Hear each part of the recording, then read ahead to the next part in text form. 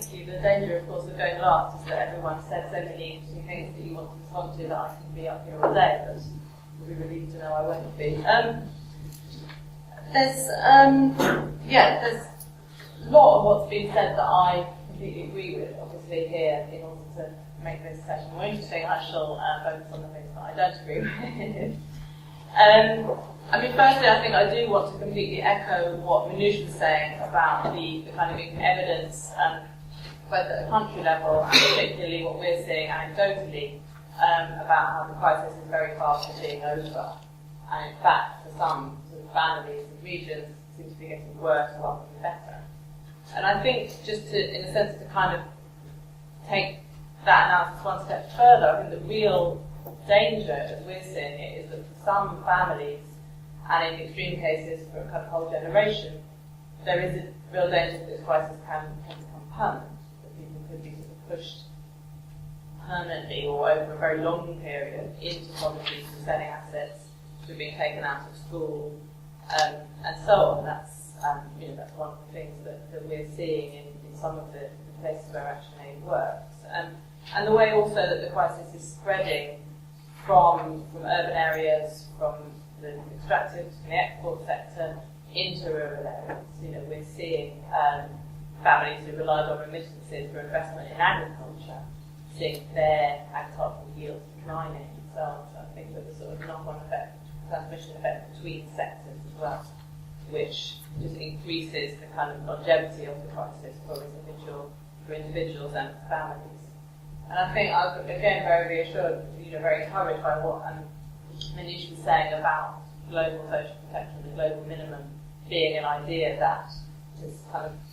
caught the imagination and gained currency in international policy making services as a result of this. Because I think that the kind of social impacts that we're seeing do show really clearly the need for a universal response, because we don't know in detail how these things are going to transmit from family to family, from sector to sector, from country to country, and a rapid response. I think that we can be a little bit more imaginative than just saying, well, there are countries in which we can't afford it. I think that we should take, we should sort of take heart and seize the opportunity of this mood of much more global cooperation and answer, in the sense of the Malawian finance minister, well, if we as a development community believe in some sort of universal minimum, then we need to find the money to fund it, and it shouldn't be up to whether you're lucky enough to live in a country that can afford it, then you get it, and if not. I think we can do a little bit better than that. And I think in terms of how to fund it, in honour of the absent Lord Turner, obviously I have to mention the currency transaction tax and other, as only one of a number of different ideas that, again, have been pushed onto the agenda as a consequence of this crisis, and the kind of openings that it's provided for new ideas and some old ideas to get back onto the table. And I think we really have to put the different pieces of the jigsaw together that at the moment are carrying on in quite different fora and see what we come up with. If we add up all the different discussions that are going on, at the moment in different institutions and different fora. In terms of the response, I think that, a lot of what's been said about the speed and the volume of response, certainly we would echo. I'd like to perhaps cast a small shadow over the general adulation of the IMF as I'm sure you would all expect me to, as the sort of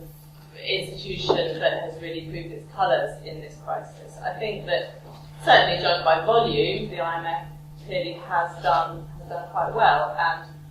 I think that the increased allocation of special rural rights, the kind of money that comes quickly, that comes without conditions, that countries can make the decision when and how to draw on, is exactly the kind of crisis response that we should be coming up with. I think in the expansion of its lending, ActionAid and other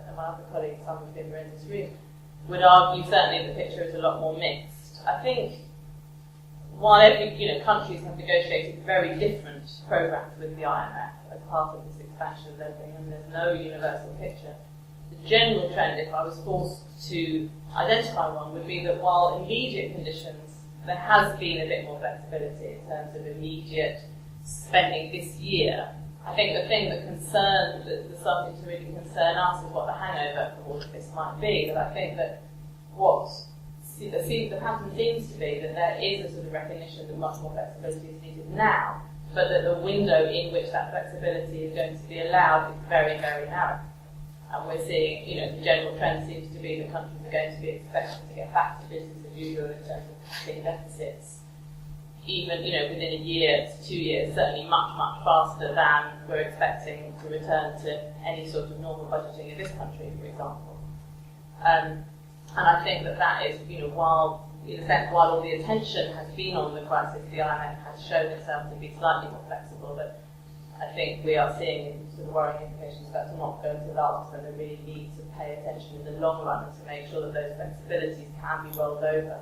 where they exist, that those flexibilities can be rolled over for as long as is needed, and that developing countries we've heard today, that the evidence is that the recovery in the poorest countries may be slower than it is in some of the richer countries, in which case they're going to need fiscal space for much longer than we are.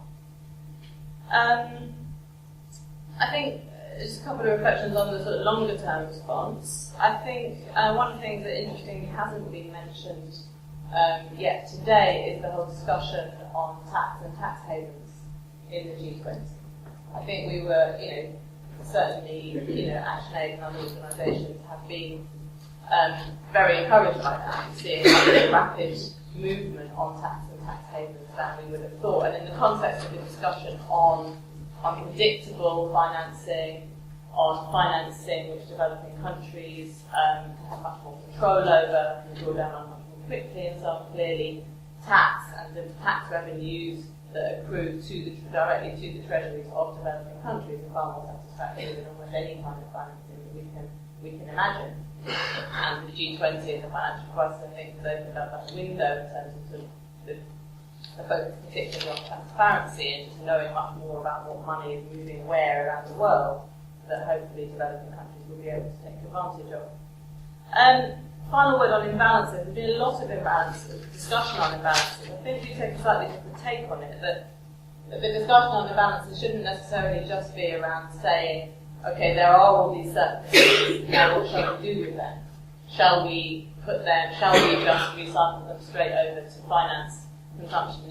in deficit countries, or should we stick them in the IMF or somewhere where they can be used a bit more productively? I think we would want to go, in a sense, drill down a little bit deeper into that and say perhaps as part of thinking about imbalances, we should also be thinking about the kinds of domestic growth strategies that lead to these imbalances in the first place, and perhaps have growth strategies which are slightly better balanced between external and domestic demand, and rather than seeing the kind of expansion of exports and export-led growth as the growth path of choice for developing countries, that we should be focusing much more on how to balance the need to export with also the need to boost domestic demand, and to have that as sort of another source of demand in your economy, which clearly would go some way towards dealing with imbalances, I think would also go a long way towards making growth more resilient. Another word that we've heard quite a lot about, but which can mean very different things in different contexts. So I think, our general impression the year after the crisis first hit is, well, first of all, a very steep learning curve for us all. And secondly, I think a kind of mixed picture of, a really horrific picture of the, still unfolding consequences in the countries many of the countries where we work. I think a lot of people and a lot of countries haven't hit bottom yet, and we should really keep that on the agenda. Clearly, for the G20, it's going to be very much in the G20's interests to talk the picture up as much as possible, to say that the actions that they took in April, many of which have become quite politically unpopular domestically, are having an effect. But I think we have to keep remembering that that is not true everywhere in the world, and it's certainly not true for everybody. But also, while we are still keeping attention on that quite grim picture, is remembering the great opportunity that this has given us to really tackle some big questions, the big political opportunity that's opened up to make some reforms which in the long term could not just prevent the next crisis, that's an important part of it, but actually have more widespread, long-term, and hopefully positive effects on growth and development more generally.